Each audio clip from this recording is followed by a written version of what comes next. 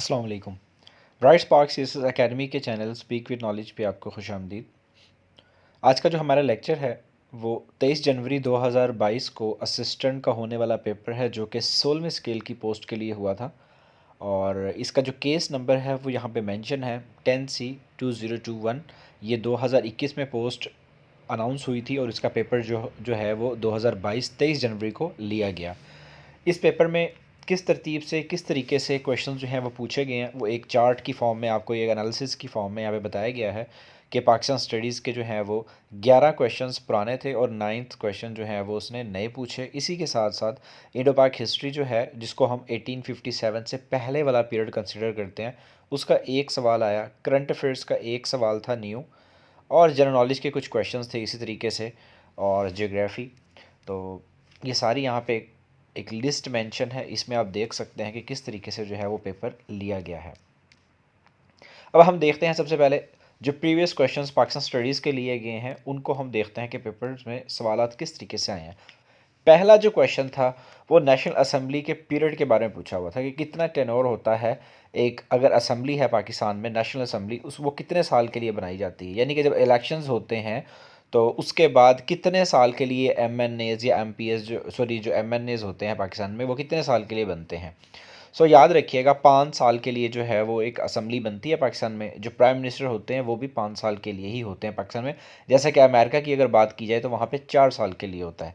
इसी तरीके से इंडिया है तो वहाँ पे 4 साल के लिए होता है। तो हमें ये चीज़ यहाँ पे याद रखनी होगी कि पाकिस्तान में 5 साल के लिए नेशनल असेंबली का जो है वो टाइम फ्रेम होता है। और एक और चीज़ जो मैंने ऐड की है अब इन 2022 के क्वेश्चंस को करवाते हुए, वो ये की है कि आपको ये भी बताया गया है साथ में कि जो एक क्वेश्चन पेपर में आया है उससे रेलिवेंट इंपॉर्टेंट पास्ट पेपर्स में कौन कौन से सवाल आए हुए हैं। सपोज अगर हम नेशनल असेंबली की बात कर रहे थे तो नेशनल असेंबली से रिलेटेड और कौन कौन से सवाल पेपर्स में आए हुए हैं जो बहुत इंपॉर्टेंट हैं, जो कि आते रहते हैं पेपर में, जो मोस्ट कॉमनली आस्क्ड क्वेश्चन है, वो भी मैंने यहाँ पे एक बॉक्स में मेंशन कर दिया। तो आपको पता होना चाहिए कि वो सेनेट की टर्म भी पूछता है कि सेनेट के लिए क्या टाइम फ्रेम होता है। कोई भी सेनेट का जो एक बंदा सेनेटर बनता है वो कितने साल के लिए बनता है, 6 साल के लिए बनता है, ये आपको पता होना चाहिए।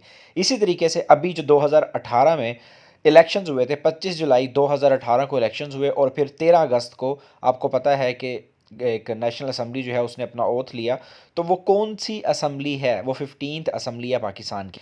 1973 से लेके अब तक सारी अगर काउंट की जाए तो उस हिसाब से ये 15th असम्बली बनती है। तो आपने ये सवाल भी जहन में रखना है, ये भी पेपर में आ सकता है। आगे चलते हैं हम नेक्स्ट क्वेश्चन की तरफ। नेक्स्ट क्वेश्चन जो है वो जनरल याहिया खान के बारे में है। वो पूछा जा रहा है कि अच्छा, असल में जो क्वेश्चन है वो 1970 के इलेक्शंस के बारे में ही, लेकिन यहाँ पे जनरल याहिया को इसलिए मेंशन किया गया है कि जनरल याहिया जो है उसने एक लीगल फ्रेम ऑर्डर जो है वो इशू किया था। ये भी सवाल पेपर में पूछा जाता है कि एलएफओ क्या है। तो आपको पता होना चाहिए कि लीगल फ्रेमवर्क ऑर्डर है, ठीक है, जो कि जनरल याहिया खान जो है उन्होंने यानी कि वो किया था, और ये तीसरे पाकिस्तान के प्रेसिडेंट थे। ये भी आपको पता होना चाहिए। इनके ऑर्डर के बाद पाकिस्तान में फर्स्ट एवर जनरल इलेक्शंस हुए थे, जो कि कब हुए हैं आपको बताया गया है 1970 में, और उसकी एग्जैक्ट डेट भी यहाँ पे बता दी गई है। आगे चलते हैं। इस टॉपिक से रिलेटेड कुछ और इंपॉर्टेंट क्वेश्चंस जो हैं वो कौन कौन से हो सकते हैं पीपीएससी पे।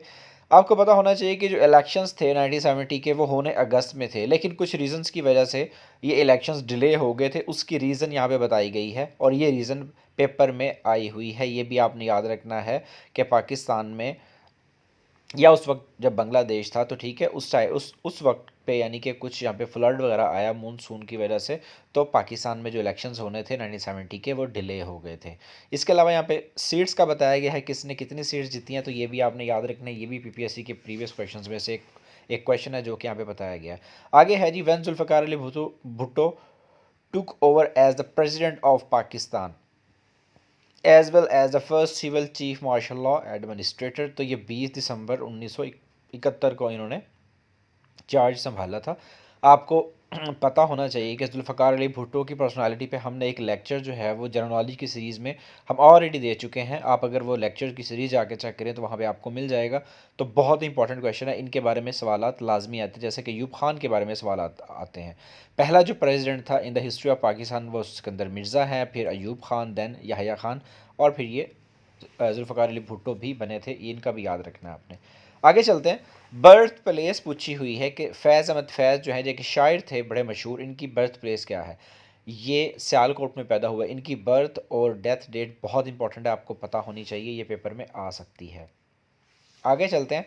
पाकिस्तान में सेकंड प्राइम मिनिस्टर कौन थे। तो second prime minister in the history of Pakistan Khawaja Nazimuddin थे। इनका आपको पता होना चाहिए कि ये पाकिस्तान के सेकंड प्राइम मिनिस्टर, उनका टेन्योर यहाँ पे गिवन है और ये लिखा हुआ है कि डॉक्टर लियाकत अली ख़ान जब 16 अक्टूबर को उनकी जब डेथ हुई थी, उनको पिंडी में जब उनको शहीद कर दिया गया था, उसके बाद जो है इन्होंने आके चार्ज संभाला था। तो 17 अक्टूबर से ये कब तक, 1953 17 अप्रैल तक रहे थे। तो ये आपने दोनों का टेन्योर याद रखना है। आगे है जी, ये कुछ इंपॉर्टेंट क्वेश्चंस हैं जो कि ख्वाजा नाज़िमुद्दीन के बारे में है, आपको पेपर में पूछा जा सकता है। ये पाकिस्तान के सेकंड गवर्नर जनरल भी रहे हैं और उसमें इनका टेन्योर क्या था, तो ये आपको पता होना चाहिए। कायद आज़म की 11 सितंबर 1948 को जब डेथ हुई है, उसके 3 दिन के बाद इन्होंने अपना चार्ज संभाल लिया था। और ये सवाल, ये एग्जैक्ट डेट पेपर में पहले पूछी जा चुकी है, तो इसलिए आपको 14 सितंबर 1948 का पता होना चाहिए हर हाल में। और ये कब तक रहे थे, जब लियाकत अली ख़ान की जब डेथ हुई थी तब तक ये गवर्नर जनरल रहे, दैन इनको सेकंड प्राइम मिनिस्टर बना दिया गया था। और ऊपर जो इन्फॉर्मेशन दी गई है, गवर्नर जनरल ग़ुलाम मोहम्मद जो है उन्होंने इनको डिसमिस कर दिया था, कब, एज ए प्राइम मिनिस्टर, यानी कि 19 अप्रैल 1953 को। और उसकी रीज़न यहाँ पे बताई गई है, आपने उसको भी जहन में रखना है। नेक्स्ट क्वेश्चन की तरफ चलते हैं। The first nuclear power plant of Pakistan was commissioned in dash. 1972 में with assistance of Canada, Pakistan ने पहला अपना न्यूक्लियर पावर प्लांट जो है वो लगाया कराची में। तो ये आपको पता होना चाहिए। एक यहाँ पे इंफॉर्मेशन इंटरेस्टिंग आपको दी गई है कि पाकिस्तान में जो ये लगाए गए हैं न्यूक्लियर पावर प्लांट्स, इनके कुछ नाम है, K1, K2 और K3। अब ये K1 क्या है, K2 क्या है, K3 क्या है, ये सारा यहाँ पे नीचे बताया गया, आप देख सकते हैं। इसके अलावा जो कराची न्यूक्लियर पावर प्लांट जो है, या इसको KNU भी कहा जाता है, कराची न्यूक्लियर पावर कॉम्प्लेक्स भी कहा जाता है, तो आपने ये भी याद रखना है, ठीक है। और K1 with the help of Canada, और जो K2 और K3 जो लगाए जा रहे हैं वो चाइना की असिस्टेंस से लगाए जा रहे हैं। यहाँ पे K2 जो है उसको जो है वो मतलब ऑपरेशनलाइज कर दिया गया है, पिछले दिनों ही किया गया है। और ये कौन करके आया था, इमरान खान पाकिस्तान के प्राइम मिनिस्टर करके आए थे। ये भी PPSC के पेपर्स में आया हुआ है, ये अभी आया है कुछ दिन पहले ही एक पेपर में, तो आपने याद रखना है। और इसकी कैपेसिटी भी याद रखनी है। और जो K3 जो है वो अभी अंडर कंस्ट्रक्शन है, ठीक है, उस पर काम हो रहा है। सुनने में आया है कि वो 2022 तक कंप्लीट हो जाएगा, तो आपने ये डिटेल में चीज़ें याद कर लेनी है। आगे है जी, who was first chairman of senate. Habibullah Khan Marwat जो हैं वो पाकिस्तान के सेनेट के पहले चेयरमैन थे। आपको पता होना चाहिए कि सेनेट जो है उसकी फॉर्मेशन कब हुई है। सेनेट की फॉर्मेशन 12 अप्रैल 1973 को हुई थी। और जो चेयरमैन जो होता है वो 3 साल के लिए बनता है। वैसे कोई सेनेटर जो बनता है वो 6 साल के लिए बनता है। हम पीछे जब हमने नेशनल असेंबली की बात की थी, हम वहाँ पे पढ़ के आए, कन्फ्यूज़ नहीं होना। सेनेट के लिए जो मेंबरशिप होती है, वो सेनेटर जो आप बनते हैं वो 6 साल के लिए बनते हैं, लेकिन चेयरमैन का जो होता है वो सिर्फ 3 साल के लिए होता है। तो ये चीज़ आपने याद रखनी है। आगे चलते हैं जी हम। सेकंड चेयरमैन कौन था जी, गुलाम इसहाक खान थे, जो कि 1988 में ज़ियाउल हक के बाद पाकिस्तान के प्रेसिडेंट भी बने थे। ये भी सवाल PPSC में बहुत आता है कि 1988 में 1988 में कौन प्रेसिडेंट बना था, तो आपको पता होना चाहिए। उसके बाद है जी, सबसे ज़्यादा जो सर्विंग चेयरमैन है सेनेट के, वो कौन है, वसीम सज्जाद हैं। और अभी जो करंटली जो आप के पाकिस्तान की जो सेनेटर जो चेयरमैन भी हैं, वो कौन है, वो साजिद संजरानी है, जो कि 8वें चेयरमैन है। वैसे करंटली यही हैं, ठीक है, ये भी आपने याद रखना है। पाकिस्तान के नेशनल एनिमल का पूछा हुआ है, तो बड़ा कॉमन सा सवाल है, आपको पता होगा। इसके बाद ये एक इंपॉर्टेंट सवाल है, बहुत ज़्यादा आता है पेपर में, कि पाकिस्तान और चाइना का जो बॉर्डर एग्रीमेंट है वो कब हुआ था। तो 1963 में हुआ था, 2 मार्च को। और ये हुआ कहाँ पर है, पीकिंग चाइना में हुआ है, between the ministers of Pakistan and China. आपसे पूछा जा सकता है कि पाकिस्तान के फॉरेन मिनिस्टर का नाम क्या था उस वक्त, और चाइना के फॉरेन मिनिस्टर का नाम क्या था। तो आपको ये दोनों याद होने चाहिए पेपर में। अब इस तरीके से भी सवाल आ सकता है। अभी तक तो जो है वो यही पूछा गया है कि ये एग्रीमेंट हुआ कब हुआ है, मतलब हुआ कब है, 1963 में हुआ है। एक सवाल ये आया था कि जी किसके दौरे हुकूमत में हुआ है, तो अयूब खान थे उस वक्त सदर, ठीक है। अब मैंने यहाँ पे डेट लाजमी मेंशन कर दी है ताकि आपको अगर तीसरा सवाल आएगा तो अब वो इस तरीके से आएगा, और अगर चौथा आएगा तो वो फॉरेन मिनिस्टर्स के नाम पूछ लेगा, तो वो आपने दोनों चीज़ों को अच्छे तरीके से कवर कर लेना है। अब पीपीएससी के पास पेपर्स को अगर देखा जाए तो वो यही पूछा गया है कि बॉर्डर एग्रीमेंट किसके दौर में हुआ है, ये मैंने लिख दिया है। अब यहाँ पे आपसे दो बातें और पूछी जा सकती हैं जो कि बहुत इंपॉर्टेंट है पाकिस्तान चाइना बॉर्डर से रिलेटेड। आपको पता होना चाहिए कि पाकिस्तान का जो चाइना के साथ बॉर्डर है वो 596 किलोमीटर है, यानी कि तकरीबन 600 किलोमीटर है। और लोकेशन क्या है चाइना की पाकिस्तान के साइड पे, ये लाई करता है to the north of Pakistan. ये मतलब बहुत इंपॉर्टेंट सवाल हैं जो कि पेपर में पूछे जाते हैं। पाकिस्तान और चाइना का जो बॉर्डर है उसको खंजराव बॉर्डर कहा जाता है, ये भी आपको पता होना चाहिए। ये यहाँ पे मेंशन नहीं किया, ये भी पेपर में सवाल आता रहता है। आगे है जी, who was the head of UN general assembly in 1962 and 63। UN की जो जनरल असेंबली है उसमें जो है वो प्रेसिडेंट बनते हैं डिफरेंट कंट्रीज़ के, और 1 साल के लिए जो है वो बनाया जाता है। पाकिस्तान की तरफ से अगर कोई प्रेसिडेंट रहे हैं तो वो कौन रह चुके हैं? सर ज़फ़रुल्लाह खान रह चुके हैं, आपको पता होना चाहिए। और इंडिया की तरफ से कौन रहा है, ठीक है, ये आपको पता होना चाहिए। और आपको एक चीज़ और बता दूं, एक पेपर में उस फीमेल का नाम पूछा गया है कि जी कौन सी ऐसी फीमेल हैं जो अब तक या पहली मर्तबा जो है यूएन की जनरल असम्बली की प्रेसिडेंट बनी थी, तो वो इंडिया की थी, ठीक है, लक्ष्मी कुछ इस तरह का उनका नाम है, आप सर्च कर लीजिएगा। वो 1952 से 53 तक बनी थी। तो वो आप यूँ समझ लें कि फ़र्स्ट एवर जो फीमेल जो थी वो जनरल असम्बली की प्रेसिडेंट बनी थी, तो उनका नाम लाजमी पेपर में पूछा जाता है, आपने वो भी याद रखना है। आगे चलते हैं। पाकिस्तान और इंडिया के दरमियान सबसे बड़ा प्रॉब्लम क्या है, बोन ऑफ कंटेंशन क्या है, तो वो कश्मीर ही है। इसके बाद अब हमारे पास कुछ न्यू क्वेश्चन आ जाते हैं जो पेपर में पूछे गए हैं कि न्यू क्वेश्चंस कौन कौन से हो सकते हैं। ज़िया मोयुद्दीन ये कौन है जी? ये एक्टर हैं, इनके बारे में पूछा गया। अगर आप ड्रामाज देखते हैं या अगर आप दिलचस्पी रखते हैं पाकिस्तान के ड्रामाज में तो आपको इनके बारे में लाजमी पता होगा। Who led first round table conference, जो राउंड टेबल कॉन्फ्रेंस जो हुई थी आपको पता है लंदन में हुई थी, तीनों 1930 से 1932 तक। उसके बारे में पूछा गया है कि जो राउंड टेबल कॉन्फ्रेंस जो पहली हुई है उसमें मुस्लिम या आप यूँ समझ लें कि सब कॉन्टिनेंट की तरफ से जो एक डेलीगेशन गया पर्टिकुलरली मुस्लिम की तरफ से, उसको किसने रिप्रेजेंट किया था या उनका हेड कौन थे? सरगा खान थे। ये कुछ इन्फॉर्मेशन दी गई है, ये बहुत इंपॉर्टेंट है। इसकी प्लेस पूछी जाती है कि ये राउंड टेबल कॉन्फ्रेंस हुई कहाँ थी? लंदन में हुई थी। इसके अलावा पूछा जाता है कि कायदे आज़म ने कौन कौन सी जो कॉन्फ्रेंसेस हैं उनमें पार्टिसिपेट किया, तो इन्होंने फर्स्ट और सेकंड में किया था, और अल्लामा इकबाल ने सेकंड एंड थर्ड में किया था। तो ये बहुत इंपॉर्टेंट है, ये आपको पता होना चाहिए। यहाँ पे कुछ इन्फॉर्मेशन दी गई है, बड़ी इंटरेस्टिंग इन्फॉर्मेशन है ये, आपको इसके बारे में पता होना चाहिए लाजमी। इसमें से कुछ ना कुछ सवाल आ सकता है, जैसा कि यहाँ पे वासराय का नाम बताया गया है कि उस वक्त वासराय कौन था, ये यहाँ पे मेंशन है, ये देखें, ये वासराय का नाम मेंशन है, ये पेपर में आ सकता है कभी भी। और उस वक्त प्राइम मिनिस्टर कौन था उसका नाम भी यहाँ पे मेंशन है। फिर ये किस वजह से जो है ना, किसके रिकमेंडेशन पे जो है ना ये बुलाई गई थी, ये भी यहाँ पे मेंशन है, ये लिखा हुआ है, ये देखें, ये मैंने अभी ये टिक लगाया है। और ये रिपोर्ट एक दी गई थी, उसके बाद डिसाइड किया गया। साइमन कमीशन रिपोर्ट थी। साइमन कमीशन कब आया था? 1927 में इंडिया आया था, ठीक है। तो आपने 27-28 में तकरीबन, तो आपने ये भी पॉइंट्स याद रखने हैं। आगे चलते हैं। The Muslim student federation was officially started at, अच्छा, मुस्लिम स्टूडेंट फेडरेशन जो है वो बनाई गई, किसने बनाई ये हम आगे जाके देखेंगे, लेकिन ये किस शहर में या किस जगह पे बनाई गई इसके बारे में मैंने बहुत सर्च किया। कहीं पे लाहौर आंसर आ रहा है, कहीं पे कुछ है, कहीं पे चेन्नई आ रहा है, तो इसका कोई एग्जैक्ट आंसर नहीं मिल सका। आप इसको ज़रूर सर्च कीजिएगा, मे बी आपको कहीं पे इसका आंसर मिल जाए। अगर मिल जाए तो आप मेरे व्हाट्सएप नंबर पर मुझे लाजमी मैसेज कीजिएगा। अच्छा, इसके बाद जो है हमारे पास नेक्स्ट क्वेश्चन आ रहा है, हम उसको देखते हैं।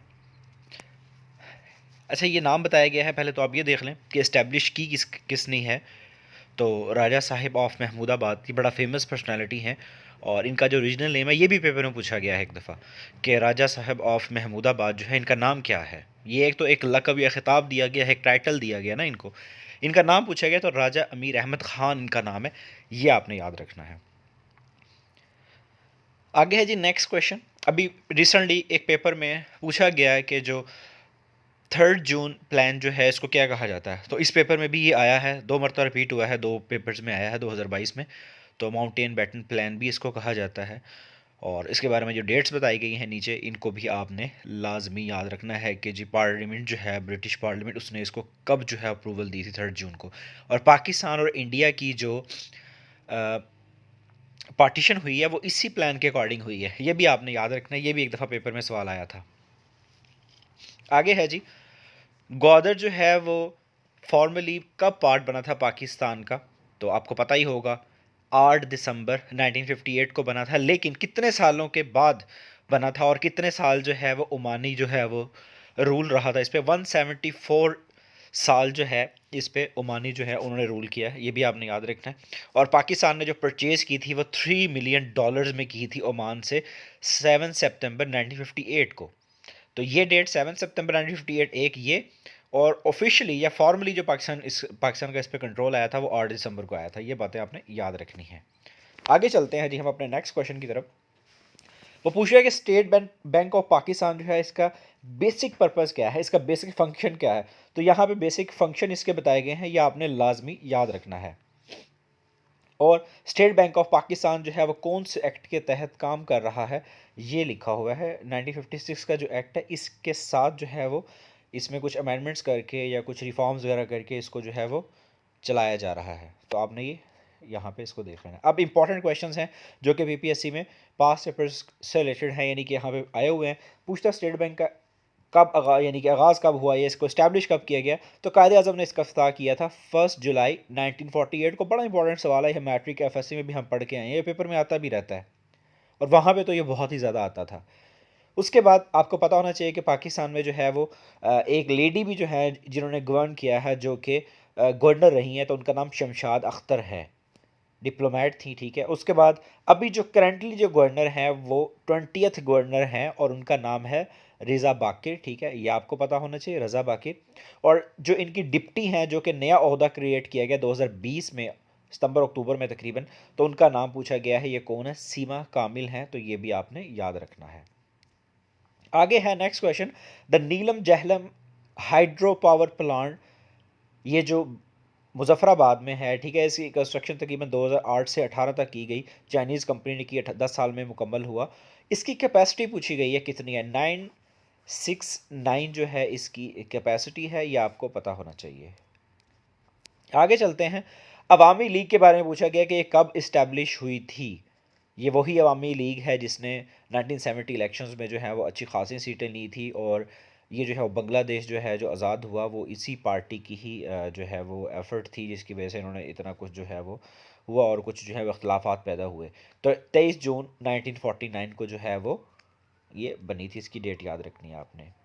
हज़ारा यूनिवर्सिटी ये कहाँ पर है, ये मानसेरा में है, खैबर पख्तूनख्वा में, 2001 में बनाई गई थी। नेक्स्ट क्वेश्चन की तरफ जाते हैं हम। अब अच्छा ये कंप्लीट हो गए हैं, अब हमारे पास आ रहे हैं इंडो पाक हिस्ट्री के क्वेश्चंस।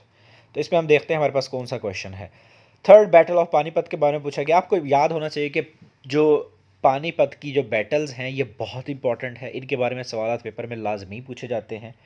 और 3 बैटल्स हुई हैं, तीनों के बारे में सवाल आते हैं, उनकी डेट्स आती हैं, किसके साथ जो है किसकी जंग हुई और कौन जीता, ये बहुत इंपॉर्टेंट सवाल आते हैं इसके। पानीपत जो है वो कहाँ पर है ओरिजिनली, ये भी आपको पता होना चाहिए। तो अब यहाँ पे पूछा गया है कि थर्ड बैटल ऑफ पानीपत जो है किसके दरमियान हुई थी। तो अहमद शाह दुरानी जो है, जिसके बारे में पिछले दिनों पूछा भी गया कि इसकी बर्थ प्लेस कौन सी है, तो मुल्तान थी, ठीक है। तो ये वैसे अफ़गानिस्तान से बिलोंग करते थे, तो उनसे इनकी जो बरहट्टाज के साथ जो है वो जंग हुई थी, और ये कब हुई थी, 14 जनवरी 1761 में हुई है। तो ये बातें आपने याद रखनी है। अब हमारे पास कुछ क्वेश्चंस है करंट अफेयर का। Federal minister of food and security पूछा गया, सैयद फ़खर इमाम जो है, ये बड़ा डिफरेंट क्वेश्चन था, वेरी फर्स्ट टाइम जो पेपर में पूछा गया। लेकिन पंजाब में जो इस टाइम फूड मिनिस्टर है उनका नाम कई दफ़ा पेपर में पूछा जा चुका है, तो वो आपने याद रखना है लाजमी। ये पहली मरतबा आया था सवाल। इमरान खान जो है उन्होंने इनाग्रेट किया था विच app for curbing drug abuse, ठीक है। तो ये ज़िंदगी ऐप का इफ्तिताह किया था 7 जनवरी 2020 को। तो आपने ये भी याद रखना, ये भी सवाल जो है वो इंपॉर्टेंट हो सकता है, इन फ्यूचर रिपीट हो सकता है। आगे है पाकिस्तान बोस्निया एग्रीमेंट जो हुआ था फॉर इलीगल माइग्रेंट्स, ये 4 नवंबर 2020 को हुआ था। तो ये भी सवाल आपने याद रखना, बड़ा डिफरेंट उसने क्वेश्चन पूछा है। जनरल नॉलेज के कुछ प्रीवियस क्वेश्चंस की तरफ जा रहे हैं हम। ज़ीरो जो है वो किसने इन्वेंट किया, एक इंडियन पर्सन था, उसका नाम बताया गया है, ये भी पेपर में कई दफ़ा पहले आता रहा है। The capital and the largest city of Syria is dash, तो ये दमस्कस है, आपको पता होना चाहिए। और इनका जो सिटी है अलिप्पो, और जो कैपिटल सिटी इनका दमस्कस है, ये ओल्डेस्ट जो कंट्रीज़ हैं दुनिया में इस वक्त उनमें से एक है। और ये सवाल जो ये मैंने बताया है, ये लिखा हुआ जो है oldest inhabited capital in the world, ये भी पेपर में सवाल कई दफ़ा आ चुका है। इंटरनेशनल एजेंसी जो है वो एनर्जी से रिलेटेड, उसका हेडक्वार्टर पूछा जा रहा है, ये कहाँ पर है? ये पेरिस में है, फ्रांस में। और इसके एग्जेक्टिव डायरेक्टर कौन है अभी, ठीक है, बिरल हैं, इनका नाम पूछा गया है। और ये इस्टेब्लिश कब हुई थी? नवंबर 1974 में हुई थी। तो ये इंपॉर्टेंट सवाल हो सकता है इन फ्यूचर, ये दोबारा रिपीट करेगा, इसको आपने याद रखना है। लेटेस्ट जो मेंबर है, आपको कुछ ऑर्गेनाइजेशंस हैं जैसा कि यूएनओ है, ओआईसी है, सार्क है, और इसके अलावा जो है कॉमनवेल्थ है, नेटो है। इनके जो लास्ट मेंबर कंट्रीज़ है ना, जिन्होंने इनको सबसे एंड पे ज्वाइन किया, आपने इनके नाम लाजमी याद करने हैं। मैं आपको फिर दोबारा रिपीट कर देता हूँ, एक सार्क का, एक ओआईसी का, एक यूएनओ का भी, उसके बाद आपके पास आ जाती है ये सार्क होगी, ओआईसी बता दी मैंने, यूएनओ बता दी, Commonwealth nations and NATO. NATO का तो बल्कि इस पेपर में ही पूछा गया है, तो आपको ये लाजमी फिंगर टिप पे याद होनी चाहिए। तो अब जो लेटेस्ट मेंबर है सार्क का, वो अफ़गानिस्तान है, जिसने इसको 8वें मेंबर के तौर के ऊपर 2007 में ज्वाइन किया था। ये सवाल भी बहुत मरतबा जो है वो आ चुका है वैसे। अब ये कुछ क्वेश्चंस हैं सार्क के बारे में, कि सार्क कब बनी थी? 8 दिसंबर 1985 को बनी थी। इसका सेक्रेटरी जनरल जो है वो श्रीलंकन पर्सन है, ठीक है, इसाला रोवन वो है। ये बहुत इंपॉर्टेंट सवाल आता है इसका, ओआईसी का और इसका, इन दोनों का सेक्रेटरी जनरल का पूछा जाता है। अब तो एससीओ का भी जो है वो पूछा जाने लग गया पेपर में। आगे चलते हैं, newest member of North Atlantic Treaty Organization. अब नेटो जो है उसके बारे में दो बातें पूछी जाती हैं। वो पूछता है कि ये नेटो किसका एब्रीवेशन, आपको याद होना चाहिए। नॉर्थ मैक्सिडोनिया जो है उसने इसको ज्वाइन किया है, कब किया है ये बताया गया है। इससे पहले नॉर्थ मैक्सिडोनिया ने तो 27 मार्च 2020 को ज्वाइन किया ना, 2017 में भी इसको एक कंट्री ने ज्वाइन किया था, वो कौन सा है उसका नाम भी यहाँ पे मेंशन कर दिया गया, आपने उसको लाजमी याद रखना है। इसके अलावा इसके बारे में जो पास पेपर्स में क्वेश्चंस पूछे गए हैं नेटो के बारे में, वो सारे बताए गए हैं कि ये कब बनी है। एग्जैक्ट डेट पीपीएससी में नहीं पूछी गई आज तक पेपर्स में, 1949 ये पूछा जाता है, लेकिन आपने एग्जैक्ट डेट ही याद करनी है। टोटल मेंबर अब कितने हैं? 30 हैं। और उसकी भी डिवीजन यहाँ पे मैंने बता दी कि 27 यूरोपियन कंट्रीज़ हैं, ठीक है जी। उसके बाद जो है 2 नॉर्थ अमेरिकन कंट्रीज़ हैं, और एक जो है यूरोशियन कंट्री जो है इसके अंदर शामिल है। इसके अलावा इसका हेडक्वार्टर जो है वो ब्रुसल्स बेल्जियम में है। ये एक मिलिट्री अलायंस है। ये भी सवाल पीपीएससी में बहुत पूछा जाता है, वो पूछ लेता है कि नीचे जो गिवन ऑप्शंस है उनमें से कौन सा मिलिट्री अलायंस है, तो ये नेटो ही होता है। ऑफिशियल लैंग्वेजेस की बात की है तो इसकी दो ही ऑफिशियल लैंग्वेज, एक फ्रेंच और एक इंग्लिश। इसके अलावा इसका जो करंट जो अब सेक्रेटरी जनरल है वो स्टोलनबर्ग है, जो कि एक्स प्राइम मिनिस्टर है एक्चुअली नॉर्वे के। नॉर्वे का आपको कैपिटल भी पता होना चाहिए, ओस्लो है, ये भी सवाल पेपर में आता होता है। तो ये आपने जो इसकी यहाँ पे डिटेल बताई है, ये मैंने सवालात बताए हैं, इनको आपने लाजमी याद कर लेना है क्योंकि ये सवाल रिपीट होते होते हैं। हु रोड द बुक नजुल बालिगा, ये हज़रत अली रज़ी अल्लाह तआला अन्हु जो है उनकी किताब है। आगे चलते हैं, मस्जिद अक्सा, इसका मतलब होता है फॉर अवे। मस्जिद अक्सा जो है जो यरूशलेम में है, थर्ड होलीस्ट प्लेस समझी जाती है इन द इस्लामिक, मतलब हमारा जो है पॉइंट ऑफ व्यू उसके हिसाब से, ठीक है, इस्लाम के हिसाब से थर्ड होलीस्ट प्लेस है ये। तो मस्जिद अक्सा का मतलब क्या है? फॉर अवे, ये भी आपने याद रखना है। आगे चलते हैं हम नेक्स्ट क्वेश्चन की तरफ, जो कि पीपीएससी से रिलेटेड पास्ट पेपर्स के क्वेश्चन हैं। फर्स्ट मस्जिद जो है बिल्ड की थी हुजूर पाक सल्लल्लाहु अलैहि वसल्लम ने, जब मस्जिद मदीना की तरफ जो है जब हिजरत की, तो सबसे पहले जो मस्जिद बनाई थी वो मस्जिद कुबा बनाई थी, ठीक है जी। और the prophet who first led the foundation of Masjid Aqsa हज़रत इब्राहिम। यह मस्जिद अक्सा के बारे में बताया जा रहा है कि जो जो फर्स्ट जो फाउंडेशन जो रखी गई थी वो किस नबी ने रखी थी मस्जिद अक्सा की, तो हज़रत इब्राहिम ने रखी थी। तो ये भी सवाल बड़ा इंपॉर्टेंट है। और एक इससे भी ज़्यादा इंपॉर्टेंट सवाल है कि on the surface of earth first मस्जिद कौन सी थी इस्लाम की, तो वो मस्जिद हरम है। On the surface of earth का वर्ड जब यहाँ पे आ जाएगा तो वो यही होगी, या इस्लाम की पहली मस्जिद का बात की जाएगी तो मस्जिदुल हरम ही होगी। ये आपने बात याद रखनी है। आगे चलते हैं, कैपिटल ऑफ तुर्कमानिस्तान, ये पूछा गया है। मैंने पहले ही बताया हुआ है, जब मैंने कैपिटल का 17वां लेक्चर है हमारे जनरल नॉलेज के लेक्चर्स की सीरीज़ में, वहाँ पे मैंने बहुत डिटेल में बताया था कि जो कैपिटल्स हैं उनमें से एक नंबर का सवाल ज़रूर आता है। और जो सेंट्रल एशियन रिपब्लिक्स हैं 5-6 ही तो हैं, इनके रट लें, ये लाजमी किसी न किसी पेपर में आए हुए होते हैं। आगे चलते हैं जी हम नेक्स्ट क्वेश्चन की तरफ। Capital city of Lebanon Beirut है, ये बहुत ज़्यादा रिपीट हुआ है 2021 के पेपर्स में भी। आगे है बिग एप्पल, ये एक निक नेम है किस स्टेट का? अमेरिका की सिटी न्यूयॉर्क का जो है, तो आपको याद होना चाहिए। और ये पहले कब यूज़ हुई? 1920s में जो है ना, ये पहली मरतबा यूज़ किया गया। अब हम जनरल नॉलेज के कुछ नेक्स्ट क्वेश्चंस की तरफ जा रहे हैं, जो नए क्वेश्चंस हैं। और इसे पूछा जा रहा है कि इंटरनेशनल कोर्ट ऑफ जस्टिस जो है ये क्या करती है, इसका फंक्शन क्या है? तो ये जो स्टेट्स हैं, जो कंट्रीज़ हैं, उनके इश्यूज़ जो हैं उनको जो है वो हैंडल करती है। इसके बारे में मज़ीद कुछ डिटेल में यहाँ पे और 2-3 बातें बताई गई हैं, आपने वो भी जहन में रखनी है और उसको देख लेना है। इसके बाद नेक्स्ट क्वेश्चन है, हेड क्वार्टर पूछा जा रहा है कि इसका कहाँ पर है? ये नीदरलैंड्स में है। तो ये बहुत इंपॉर्टेंट सवाल है, बहुत ही ज़्यादा रिपीट होता है ये। और इसकी जो ज्यूरिसडिक्शन जो है वो आपको पता होना चाहिए। वर्ल्ड वाइड है, तकरीबन दुनिया के जितने भी यूएनओ के मेंबर कंट्रीज़ हैं 193 वो इसकी पार्टीज़ हैं, ठीक है जी। और इसको कब इस्टेब्लिश किया गया? 1945 में किया गया था, जब पीसीआईजी जो है उसको डिसॉल्व कर दिया गया था, जिस जो कि किसकी पेरेंट आप समझ सकते हैं कि कोर्ट थी, वो यूनाइट उसकी थी, लीग ऑफ नेशंस की थी। इसके बारे में आगे जाके हम देखते हैं। नंबर ऑफ़ पोजीशंस कितनी होती हैं इसमें? टोटल 15 जज बैठते हैं इसमें, ठीक है। और उनकी टर्म कितनी होती है? 9 साल ईयर्स की होती है, 9 साल के लिए एक जज बनता है यहाँ पे। और पाकिस्तान के जो है वो पर्सनैलिटी जो जज बनी थी वो सर ज़फ़रुल्लाह खान था, जो कि अभी इसी पेपर में हमने पढ़ा है कि वो यूएन की जनरल असम्बली के सदर भी रह चुके हैं।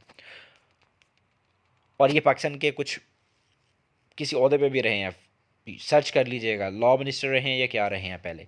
आगे है जी, ये जो मैंने अभी पीछे बात की थी कि जो कोर्ट की हम बात कर रहे थे, permanent court of international justice, उसके बारे में है। तो ये कब से कब तक रही है इसके बारे में सारा बताया गया है। आगे चलते हैं जी। ट्रीटी ऑफ पेरिस ऑन सितंबर 3 1783 ऑफिशियली एंडेड डैश, इसने क्या एंड किया था? इसने अमेरिकन रेवोल्यूशनरी वॉर जो है उसको एंड कर दिया था। डेट याद रखनी है। ट्रीटी ऑफ पेरिस के बारे में थोड़ा सा आपने गूगल से सर्च भी कर लेना है। आगे है who admired Muslims own the collection of अहादीस, इसका भी मुझे आंसर नहीं मिल सका, तो मैंने इसको जो है वो लिख दिया कि सर्चिंग। अगर आपको पता चले कोई अथेंटिक सोर्स हो तो मुझे लाजमी सेंड कीजिएगा। मैं इनका अगर आंसर मिल जाता तो मैं इनको नए किसी पेपर के अंदर जो है वो एंड पे ऐड करके बता दूंगा कि ये फ़लाँ पेपर का क्वेश्चन है। आगे है जी, last 3 to 3 days of Bhutto, ये किसने लिखी थी? कलना रफ़ीउद्दीन जो है उन्होंने ये किताब लिखी थी, पहली मरतबा सवाल पूछा गया है। सन याट सन, ये क्या है? ये पार्क है बीजिंग चाइना में, और ये किसका नाम पर रखी गई? एक कम्युनिस्ट लीडर थे चाइना के, उनके नाम पे रखा गया। अब हम देखते हैं न्यू क्वेश्चंस कौन से हैं जियोग्राफी के। वो पूछ रहा है कि मोजेव डेजर्ट कहाँ पर है? तो ये यूएसए में है। जैसा कि सिम्सन डेजर्ट है वो ऑस्ट्रेलिया में है। गोबी डेजर्ट का पूछा जाता है, सहारा डेजर्ट का पूछा, इसी तरह ये एक डेजर्ट का पूछा गया है। तो आपको पता होना चाहिए कि अमेरिका की कौन सी स्टेट्स में है। ये 4 स्टेट्स में आता है, तो उनके नाम यहाँ पे मेंशन है। ऑरेंज रिवर कहाँ से जो है कहाँ पर फ्लो करता है? तो ये साउथ अफ्रीका में करता है, और ये उसका लार्जेस्ट जो रिवर है वो समझा जाता है। नेक्स्ट क्वेश्चन है जी, Rakaposhi is a mountain of which range? ये जी आपको पता होना चाहिए, कराक्रम की है ये। कराक्रम के बारे में बहुत ज़्यादा सवाल जो है पेपर में देता है। कराक्रम माउंटेन जो है, माउंटेन रेंज जो है, उसकी जितनी भी जो माउंटेन्स हैं उनके बारे में देख लें आप, उनकी जो मेजर उसकी लोकेशन है वो लाजमी याद रखें आप। इसका एक और नाम है वो भी यहाँ पे बताया गया है, और इसको किसने जो है पहली मरतबा क्लाइम किया वो भी यहाँ पे मेंशन कर दिया गया। और ये नगर वैली जो है गिलगित बल्तिस्तान में, ये वहाँ पर है एग्जैक्टली, इसकी लोकेशन लिख दी गई है। मैं कोशिश करता हूँ कि एक क्वेश्चन जो होता है उसको ज़्यादा से ज़्यादा जो है वो मेंशन कर दिया जाए या बता दिया जाए, ताकि अगर उससे रिलेटेड कोई सवाल आते हैं तो आपके कवर हो जाए। अब पीपीएससी पे जो इसी माउंटेन रेंज से रिलेटेड कोई क्वेश्चंस आए हुए हैं, तो मैंने यहाँ पे 2-3 लिख दिए हैं जो कि पेपर के लिए आपके लिए बहुत ज़्यादा इंपॉर्टेंट है। आप इसको लाजमी जो है वो तैयार कीजिएगा। पाकिस्तान में 8,000 मीटर से ज़्यादा जो पीक्स फाउंड की गई हैं वो कितनी है? 5 हैं, ठीक है। ये बड़ा इंपॉर्टेंट सवाल है, ये भी आता रहता है। अगर कराक्रम माउंटेन रेंज जो है उसकी बात की जाए, तो कराक्रम जो माउंटेन रेंज जो है उसकी जितनी भी माउंटेन्स हैं उनकी एवरेज हाइट अगर निकाली जाए तो वो तकरीबन 7,000 मीटर्स तकरीबन बनती है। ये भी बात आपने याद रखना है कि कराक्रम माउंटेन रेंज जो है, अगर उसकी बात की जाए, उसकी जो माउंटेन्स हैं उसकी सारी माउंटेन्स की एवरेज निकाली जाए तो तकरीबन 7,000 मीटर्स बनती है वो। ये बड़ा इंपॉर्टेंट सवाल है ये भी। और सेकंड जो हाईएस्ट ग्लेशियर है इन द वर्ल्ड वो कौन सा है, वो सियाचिन है। टॉप बैटलफील्ड है दुनिया की वैसे ही, लेकिन ग्लेशियर्स के हिसाब से इसको सेकंड समझेंगे आप। और साल्ट रेंज जो है, ठीक है, जो कि पाकिस्तान में है, कहाँ पर है ये, ख्योड़ा वाली साइड के ऊपर, या आप यूँ समझ लें कि सरगोदा से आगे। ये किसके दरमियान वाक़ है, ये रिवर स्वान और जेहलम के दरमियान वाक़ है। लोग स्वान और हारो रिवर जो है वो समझ लेते हैं, लेकिन इसका एग्जैक्ट आंसर ये है। इसको भी आपने याद रखना, बड़ा इंपॉर्टेंट सवाल है, काफ़ी कंफ्यूज कर देता है ये सवाल। आगे है जी फेरी मेडोज़, ये कहाँ पर है, ये जो आपको पता होना चाहिए, नागा पर्वत है, ठीक है, दिया मेर या गिलगित बल्तिस्तान, ये इसकी एग्जैक्ट लोकेशन है। तो नागा पर्वत के साथ जो है ये पाई जाती है, दिया मीर वाली साइड पे। आगे है कुछ क्वेश्चंस जो कि प्रीवियस क्वेश्चंस होंगे ज्योग्राफी के, उनको हम देख लेते हैं। फेमस माउंटेन जो आपको पता है नागा पर्वत है, ये कहाँ पर है, इसको लोकली हम दिया मीर कहते हैं। ये नेकेड माउंटेन भी कहा जाता है। ये कहाँ पर है, ये हिमालयन रेंज में आती है। और हिमालय क्या है, हिमालय यंगेस्ट माउंटेन रेंज है, ये भी आपने याद रखना है। ये हिमालय के लिए लिखा गया है, ये ऊपर इसके नागा पर्वत के बारे में नहीं लिखा मैंने, नागा पर्वत के बारे में पीछे भी एक सवाल के अंदर मैंने सारा बताया। अब ये हिमालयन जो रेंज है ये यंगेस्ट माउंटेन रेंज है, ये याद रखना, ये भी सवाल पेपर में बहुत आता होता है। और जो नागा पर्वत के लोकली नेम है वो दियामीर है, या फिर क्या है, नेकेड माउंटेन भी इसको कहा जाता है, ये आपने याद रखना है। और ये है कहाँ पर, ये हिमालय रेंज में है, ये उसकी हाईएस्ट माउंटेन। आगे जी कुछ और इन्फॉर्मेशन यहाँ पे दी गई है कि जो नागा पर्वत जो है वो 9th हाईएस्ट माउंटेन है। उसकी जो ये हाइट लिखी हुई है मीटर्स में और फीट में, आपने दोनों याद करनी है क्योंकि ये बहुत इंपॉर्टेंट सवाल हैं दोनों। सेकंड हाईएस्ट पीक पाकिस्तान की अगर देखा जाए तो वो कौन सी बनती है, वो यही बनती है कहाँ पर, गिलगित बल्तिस्तान में है, लोग कहीं और समझ लेते हैं, हिमालयन रेंज में है, ठीक है। और इसको पहली मरतबा किसने जो है वो सर किया था या क्लाइम किया था, उसको नाम बताया गया है। और ये जो हरमन जो बुहल हैं, ये ऑस्ट्रियन जो है वो पर्सनैलिटी है, फीमेल थी, ये भी आपने याद रखना है। It is called killer mountain, ये भी बड़ा मशहूर जो है वो इसके बारे में समझा जाता है। और हाईएस्ट पीक है ये हिमालयन रेंज की, मैं पहले ही बता चुका हूँ। तो आपने ये क्वेश्चंस लाजमी याद रखने हैं जो इसके बारे में ये लिखे गए हैं। ये सारे वो क्वेश्चंस जो कि पीपीएससी पे आ चुके हैं, ये मैंने खुद से नहीं लिखे, ये पीपीएससी के पास पेपर्स अगर आपने स्टडी किए हों तो आपको अंदाज़ा हो जाएगा। आगे है K2 को हम क्या कहते हैं, ये नाम है, यहाँ पे एक ब्रिटिशर था, ठीक है, क्लाइंबर, उसके नाम पे इसका नाम एक और रखा गया है, गॉडविन, ठीक है, गॉडविन ऑस्टिन। तो आपने इसके नाम को याद रखना है, ये भी पेपर में आता है। इसकी हाइट कितनी है मीटर्स में और फीट में, ये भी बड़ा इंपॉर्टेंट सवाल है। और यहाँ पे आपको बताया गया है K1 के बारे में, जो कि बहुत ही कम लोगों को पता होगा। तो मशरबम जो है ये क्या है, ये एक और माउंटेन है, इसको हम क्या कहते हैं, इसको हम K1 बोलते हैं। K2 का तो हमें पता चल गया, तो हमें K1 का भी पता होना चाहिए। जैसे कि हमने इसी पेपर के अंदर K1 K2 K3 जो न्यूक्लियर पावर प्लांट है उनका भी हमने जिक्र किया। तो इसी तरीके से हमें K1 और K2 का, माउंटेन्स का भी, दोनों का ही पता होना चाहिए कि मशरबम जो है उसी को हम K1 कहते हैं। और ये गांचे एक डिस्ट्रिक्ट है गिलगित बल्तिस्तान में, ये वहाँ पर वाक़ है, ये आपने लोकेशन भी याद रखनी है। और नीचे एक और इन्फॉर्मेशन दी गई है, फर्स्ट मैप्ड पीक है in the Karakoram mountain range, और कौन सी है, वो यही मशरबम के बारे में बताया गया है। आगे चलते हैं, हमारे पास अब कुछ क्वेश्चंस आ रहे हैं मैथ के। तो ये आपको क्वेश्चंस दिए गए हैं, आपको जो क्वेश्चंस आ रहे हैं रेडियस या स्क्वायर वगैरह के, ये मोस्टली जो है वो एग्जाम वीडियो से लिए जा रहे हैं। आप ये क्वेश्चंस देख लें, ठीक है, वहाँ से कॉपी करें क्वेश्चंस को, और अब गूगल के ऊपर लिखें जाके, तो आपको खुद ही पता चल जाएगा। डिफरेंट वेबसाइट्स के ऊपर इनके सोल्यूशन मौजूद है, इवन यूट्यूब के ऊपर भी आपको मिल जाएंगे। इवन अगर आप ऐसा करें कि इन क्वेश्चंस को देखें, थोड़ा सा लिखें, टाइप करें, या आप ऐसा करें कि गूगल पे जाके आप माइक को ऑन करें और क्वेश्चन को बोल लें। जब आप माइक से क्वेश्चन को बोलेंगे तो क्वेश्चन वहाँ पे टाइप हो जाएगा, उसको सर्च करेंगे, तो अगर ये यूट्यूब के ऊपर किसी ने सोल्यूशन दिया हुआ तो ये खुद ही सोल्यूशन भी निकल आएगा। आप इसकी प्रैक्टिस करें और एग्जाम वीडियो से मैथ के क्वेश्चन करें, इंशाल्लाह ये मैथ वाला पोर्शन आपका कवर हो जाएगा। ये दूसरा क्वेश्चन है, यहाँ पे आपको पूछा गया है, इसको भी आपने देख लेना है। आगे यहाँ पे एक और सवाल है, ये परसेंटेज से रिलेटेड है, ये भी परसेंटेज के सवाल जो है करना ज़रूरी है। ये जो है रेशो का सवाल है, तो आपने ये रेशो का सवाल एग्जाम वीडियो वेबसाइट पे ये देखा होगा, ये वहीं से उठाया गया है। ये जो है वर्क वाला क्वेश्चन है, ये क्वेश्चंस जो है वो प्रॉब्लम ऑन नंबर्स, ये इस नाम से जो है वो एक वो होगी हेडिंग वहाँ पे, प्रॉब्लम्स ऑन नंबर्स।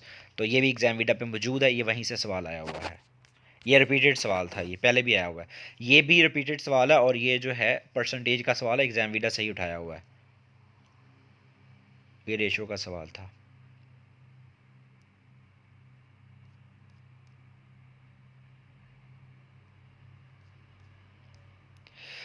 हमारा जो मैथ का पोर्शन था वो कंप्लीट हो गया, आपने उसको अच्छी तरीके से कर लेना। अब हम लोग कंप्यूटर के क्वेश्चंस देखते हैं जो पुराने आए हुए हैं पेपर में। वो पूछ रहा है कि इन्वेंटर कौन है कंप्यूटर का, तो चार्ल्स बैबेज है। ये कौन थे? ये ब्रिटिशर थे, ठीक है, ब्रिटिश पर्सनालिटी है ये। और याद रखिएगा इन्होंने जो कंप्यूटर को बनाया था, इन्वेंट किया था, 1830s में किया था, तो ये इंपॉर्टेंट है, इसको आपने याद रखना है। नेक्स्ट क्वेश्चन है, विच software is being used for business design presentation and communication के लिए? तो हम पावर पॉइंट को यूज़ करते हैं, यानी कि जिसको पीपीटी कहा जाता है। अब इस तरह से पीपीएससी का जो पुराना क्वेश्चन है वो पूछा जाता है कि PowerPoint has an auto content wizard to help dash. तो किसके लिए हेल्प करता है? प्रेजेंटेशन को क्रिएट करने के लिए। या आपसे वो पूछ सकता है कि पावर पॉइंट में प्रेजेंटेशन को क्रिएट करने के लिए हम कौन सा फंक्शन यूज़ करते हैं? तो ऑटो कंटेंट विजर्ड यूज़ करते हैं, ठीक है। ये आपने याद रखना है। असल में ये जो पॉइंट है ना, ये बहुत इंपॉर्टेंट है, इसको आपने याद रखना है। आगे चलते हैं जी। What should be used to convert word file in PDF format? तो सेव एज हम यूज़ करते हैं। और वैसे अगर देखा जाए ओवरऑल तो हम तकरीबन 3 तरह से जो है डॉक्यूमेंट्स को MS वर्ड में सेव कर सकते हैं। ये बड़ा इंपॉर्टेंट सवाल है, ये भी आपने याद रखना है। और अगर आप पेज ओरिएंटेशन की चेंजिंग की बात कर रहे हैं to create a document in wide format in MS Word, तो भी आपको ये पता होना चाहिए। आगे चलते हैं न्यू क्वेश्चंस की तरफ। कंप्यूटर के नए क्वेश्चंस जो हैं, माइक्रोसॉफ्ट ऑफिस जो है किसकी एग्जांपल है? ये क्लोज सोर्स सॉफ्टवेयर की एग्जांपल है, इसको आप सर्च कर लीजिएगा। ये इंडियन वेबसाइट से ये सवाल उठाया गया था, तो आपको इसके बारे में पता होना चाहिए कि इस सॉफ्टवेयर का दूसरा नाम क्या है और इसको किस मकसद के लिए यूज़ करते हैं। और माइक्रोसॉफ्ट एप्लीकेशन जो है, ठीक है, इसको हम क्या कहते हैं? हम इसको एप्लीकेशन सॉफ्टवेयर भी कहते हैं। ये पीपीएससी का पास्ट क्वेश्चन है। How to remove hide border line, इसका आंसर जो है अक्सर जगह के ऊपर वाइट लाइन मिलता है, लेकिन आप इसको मज़ीद खुद से सर्च कर लीजिएगा। अब हम एवरीडे साइंस के क्वेश्चंस देखते हैं। वो पूछ रहा है कि which part of body is mostly affected by कोविड-19। तो लंग्स जो है ये सबसे ज़्यादा जो है इनके ऊपर जो है वो फ़र्क होता है, असर होता है। ये जो है वो सवाल पूछा गया, ये बड़ा कॉमन सा सवाल था। Deficiency of anaemia is due to lack of dash iron जी। आयरन की जो है वो डेफिशिएंसी जो है वो होती है, जिसकी वजह से अनीमिया हो जाता है। आगे है जी, हु इन्वेंटेड, ये स्टेथोस्कोप का पूछा गया है। ये किसने की थी? 1816 में की थी। ये एक फ्रेंच फिजिशियन था, उसने की थी। तो ये आपने याद रखना, इन्वेंशंस वाले सवाल भी पेपर में पूछे जाते हैं। सबमरीन जो है वो किस तरीके से वर्क करती है? तो अर्शमीदस का जो लॉ है उसके ज़रिए करती है, और ये अर्शमीदस ने ही इसको मेरे ख्याल से बनाया था सब। तो ये भी आपने याद रखना है। यहाँ पे क्वेश्चन पूछा गया है केमिकल सब्सटेंस के बारे में कि which causes to increase the temperature of earth, green house. बड़ा कॉमन सवाल था ये। आगे चलते हैं जी। Dash is the only metal dash is liquid at normal temperature. तो मरकरी है। और जो दूसरी मेटल है, ठीक है, यहाँ पे नीचे दी गई है, उसको भी आप देख लीजिएगा। हमारे पास अब जो क्वेश्चंस आ रहे हैं वो इंग्लिश से रिलेटेड हैं। बीइंग अप का मतलब पूछा गया तो लुक आफ्टर होता है। ईडियम पूछा हुआ है। बैक आउट का मतलब, बैक आउट का मतलब होता है कि पीछे हट जाना, किसी भी मुआहदे से पीछे हो जाना, या विड्रॉ कर लेना किसी भी चीज़ से, बैक फुट पे आ जाना। जैसे हम कहते हैं ना, यार एग्ज़ाम आ रहे हैं, तैयारी नहीं है, तो क्या कहना चाहिए? बैक आउट नहीं कर देना चाहिए। He is walking along the wall, यहाँ पे अलोंग क्या है? ये प्रपोजिशन के तौर पे यूज़ हो रहा है। एनालॉजी यहाँ पे दी गई है, ठीक है जी, तो ये भी आप देख लें, ये भी पेपर में काफ़ी पूछी जाती हैं। She is in hospital full stop, she dash ill for last few weeks, has been. Sentences अगर आपने अच्छे किए हों तो आपको बड़ी आसानी से इसको करने में यानी कि आप इसको आसानी से कर सकते थे। ये पंक्चुएशन का काम है, यहाँ पे पंक्चुएशन जो है वो यूज़ करनी थी आपने। और एक गलती जो है मुझसे ख़ुद भी हुई है, वो ये हुई है कि मैंने यहाँ पे फुल स्टॉप नहीं डाला, तो आपने फुल स्टॉप डाल देना है। नेक्स्ट क्वेश्चन है जो कि एक्टिव पैसिव वॉइस से रिलेटेड है, वो देख लें। बल्कि दो हैं, दोनों को आप अच्छे तरीके से देख लें। एक्टिव पैसिव वॉइस या जो नरेशन वगैरह है, तो इनको भी आप कर लीजिए, एक्टिव पैसिव वॉइस को और इसको। अब कुछ क्वेश्चंस जो हैं पुराने ही उठा के उसने दे दिए। ये एक ईडीएम दिया था उसने, तो ये जो है आपको याद होना चाहिए। ये भी एग्ज़ाम वीडा से वैसे उठाया गया था, अभी 2021 के पेपर में से उठाया ही उसने, रिपीट किया यानी कि उसने। ये भी काफ़ी पुराना सवाल है, ये भी बहुत ही पुराना सवाल है।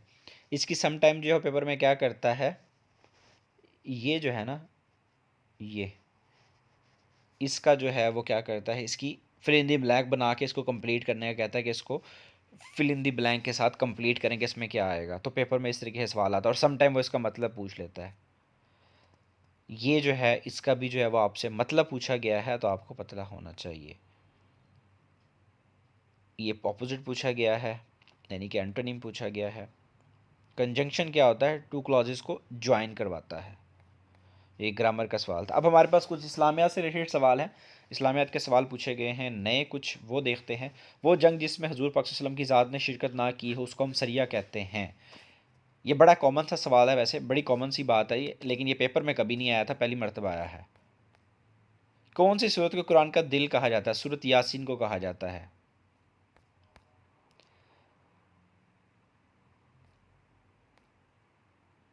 ये दो सवाल जो सूरत यासीन के बारे में और सरिया के बारे में है, वो ज़्यादा रिपीट नहीं हुए, कोई एक दो मरतबा ही कभी आए हुए तो आए हुए हों, वरना ज़्यादा पेपर में नहीं आए हुए।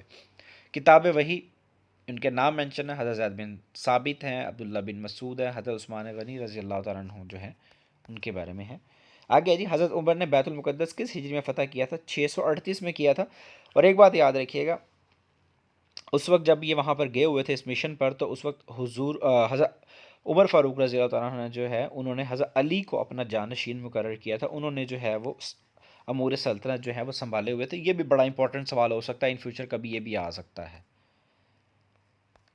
हमारे पास कुछ क्वेश्चंस हैं उर्दू के। दरबारी शायरी किस शायरी को कहा, किसने की है, यानी कि किस शायर को कह सकते हैं। मोमिन खान मोमिन जो है, इन्होंने दरबारी शायरी बहुत ज़्यादा की है।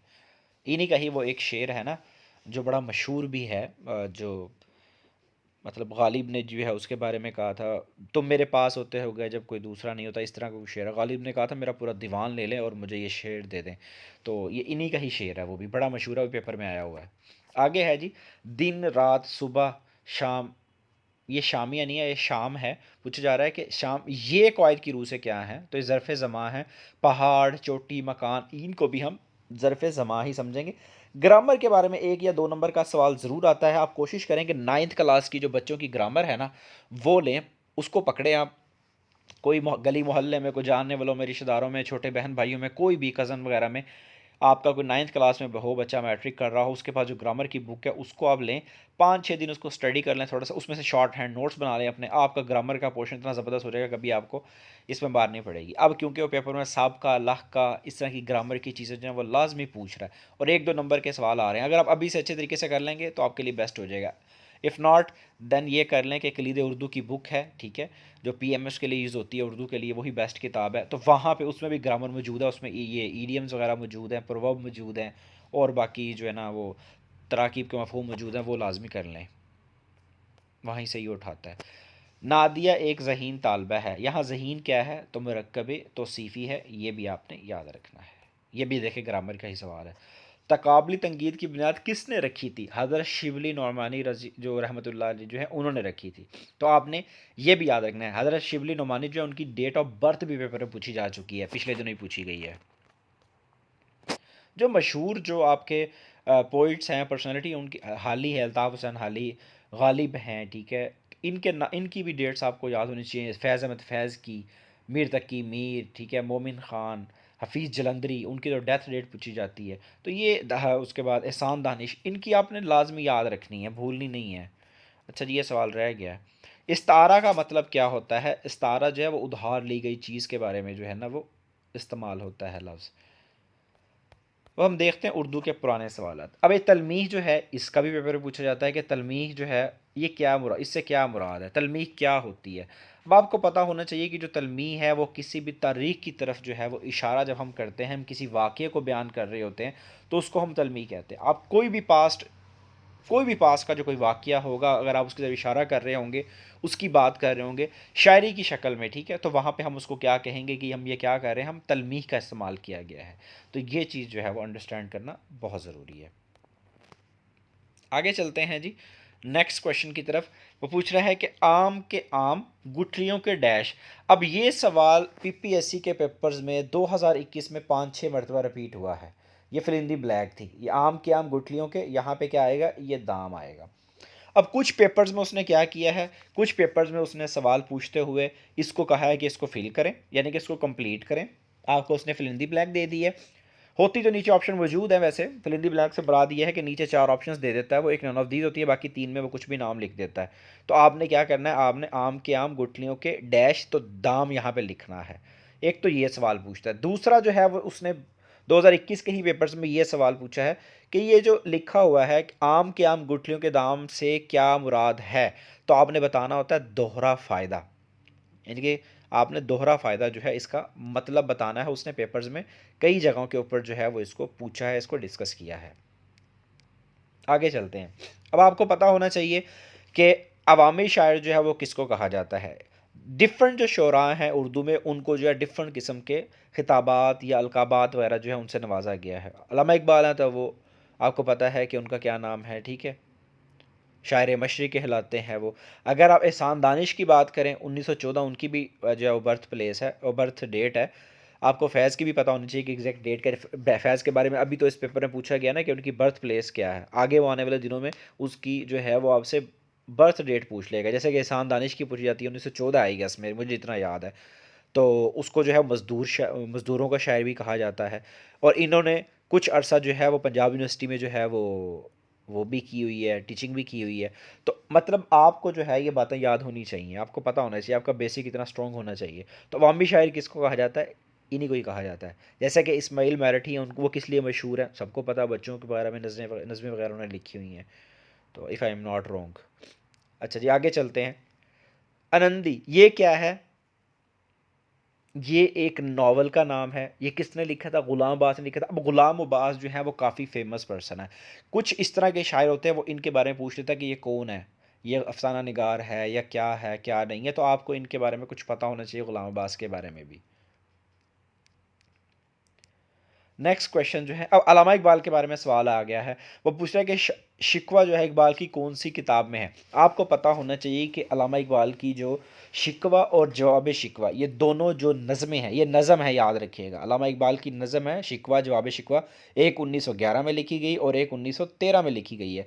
अब ये दोनों किस में है, बांगे दरा में। और बांगे दरा जो आपको पता है 1924 में पब्लिश हुआ था, ये उसमें शामिल है, बांगे दरा में, जो इनका शायरी मजमूआ है। तो आपको ये बातें पता होना चाहिए। अगर आपको थोड़ा सा कोई इशू है, आपको इन चीज़ों की समझ नहीं आ रही या आपको ये याद करने में मसला है, तो इसका आसान सा हल है, मेरा जो जनरल नॉलेज, आप मेरे चैनल की प्लेलिस्ट में जाएं, ठीक है जी। प्लेलिस्ट में जाके जनरल नॉलेज के लेक्चर्स ओपन करें, जनरल नॉलेज वाली प्लेलिस्ट को ओपन करें।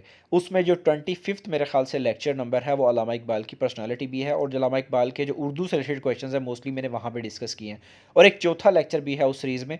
ये दोनों लेक्चर, अगर आप चौथा लेक्चर और 25वां अगर आप तैयार कर लेते हैं, तो अल्लामा इकबाल के बारे में जितने भी आज तक पेपर्स, पीपीएससी के पेपर्स में क्वेश्चंस आए हुए हैं, वो सारे वहाँ पे 120-130 जो टोटल सवाल बनते हैं तकरीबन, ये आपको वहाँ पे मिल जाएंगे। दोनों लेक्चर्स के मिला के मैं बता रहा हूँ इतने सवाल बनते हैं। और आपका इंशाल्लाह कोई सवाल फिर पीपीएससी पे अगर तो पुराना आता है तो वो गलत नहीं होगा इंशाल्लाह। कुछ मेरे उसमें इजाफी भी चीज़ें बताई गई हैं, वो भी आपकी कवर हो जाएंगी।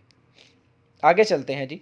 हाइको में कितने मिसरे होते हैं, आपको पता है। मुसद्दस के बारे में पूछता है वो कि मुसद्दस में कितने मिसरे होते हैं, हाइको में कितने होते हैं, हाइको को इजाद किसने किया है, ठीक है।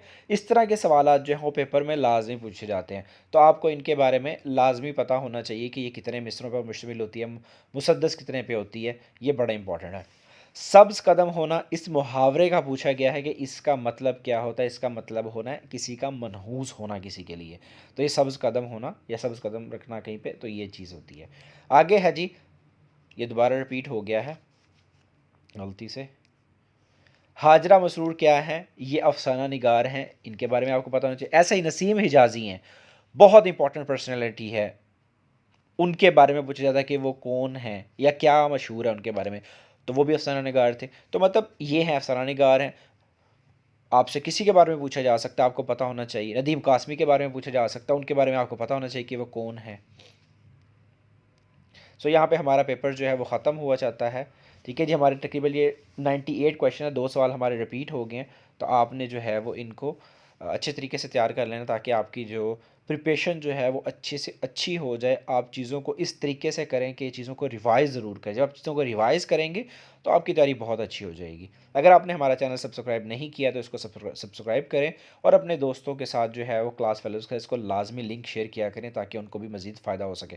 अगर आप CSS की तैयारी करना चाह रहे हैं इन फ्यूचर, या PMS की तैयारी करना चाह रहे हैं, तो भी आपको इन्हीं जनरल नॉलेज से ही गुजरना पड़ेगा, क्योंकि यही जनरल नॉलेज है जो कि अब स्क्रीनिंग आउट टेस्ट में भी पूछा जाएगा। ठीक है जी, अपना ख्याल रखिएगा। अल्लाह हाफिज़।